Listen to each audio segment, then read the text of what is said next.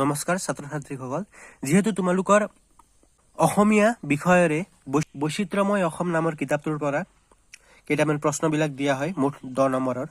সেইকাৰণে তোমালোকক কেইটামান ইম্পৰ্টেণ্ট কুৱেশ্যনবিলাক মই দিবলৈ গৈ আছোঁ। বহুতকেইটা বিষয় তোমালোকক জাতি জনগোষ্ঠীৰ বিষয়ে ইয়াত 10ম শ্ৰেণীৰ বাবে পঢ়িবলৈ দিয়া হৈছে। তাৰে ভিতৰত 10 নম্বৰৰ কাৰণে কেইটামানে কুৱেশ্যনবিলাক আহে, তথাপিও আমি পঢ়িবই লাগিব। সেইবাবে তোমালোকক মই কেইটামান ইম্পৰ্টেণ্ট পইণ্টকেইটা দি আছোঁ, সেইকেইটা তোমালোকে চাই পেলাই যাবা। তিৱাসকলৰ পৰা তোমালোকে তিৱা সমাজত জিলা বুলি কাক কোৱা হয় ইয়াৰ বিষয়ে তোমালোকে ভালদৰে চাই যাবা। আৰু তিৱাসকলে উৎসৱ পাৰ্বণত ব্যৱহাৰ কৰা বাদ্যযন্ত্ৰৰ দুই এটা তোমালোকে নাম মনত থৈ যাবা। নেপালী ভাষী বা গোৰ্খাসকল নামৰ পাঠটোৰ পৰা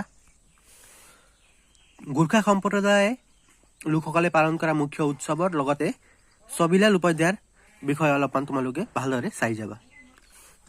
বড়োসকল নামৰ পাঠৰ পৰা তোমালোকে বড়ো ভাষাৰ প্ৰথম গ্ৰন্থখনৰ নাম কি বা বড়োসকলৰ বিষয়ে লিখা দুখন গ্ৰন্থৰ নাম লিখা। এইটো দুটা কুৱেশ্যন তোমালোকে ভালদৰে চাই যাবা। প্ৰি টেষ্ট এক্সামত অসমৰ বিভিন্ন জিলাসমূহৰ ভিতৰত এই মিচিংসকলৰ নামৰ পাৰ্টটোৰ পৰা বেছি কুৱেশ্যন অহা দেখা গৈছে। সেইবাবে কিছুমান ইম্পৰ্টেণ্ট পইণ্টকেইটা হ'ল মিচিংসকলৰ 3বিধ সাজপাৰৰ নাম লিখা। এই কুৱেশ্যনটো প্ৰায় অহা দেখা গৈছে সকলো জিলাসমূহতে। আৰু লগতে আলি আই লিগাং কিয় আৰু কেতিয়া পতা হয় ইয়াৰ বিষয়ে তোমালোকে ভালদৰে চাই যাবা।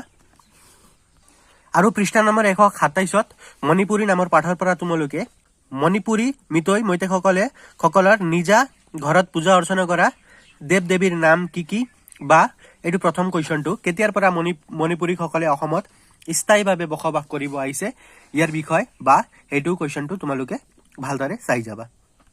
আৰু পৃষ্ঠা নম্বৰ 134ত তোমালোকে ৰাভাসকলৰ প্ৰধান দেৱতা কি বা ৰাভাসকলৰ প্ৰধান পূজাটোৰ নাম কি ইয়াৰ বিষয়ে তোমালোকে ভালদৰে চাই যাবা। আৰু চমুটুকা হিচাপত তোমালোকে বিষ্ণুপ্ৰসাদ ৰাভাৰ বিষয়ে তোমালোকে ভালদৰে চাই যাবা।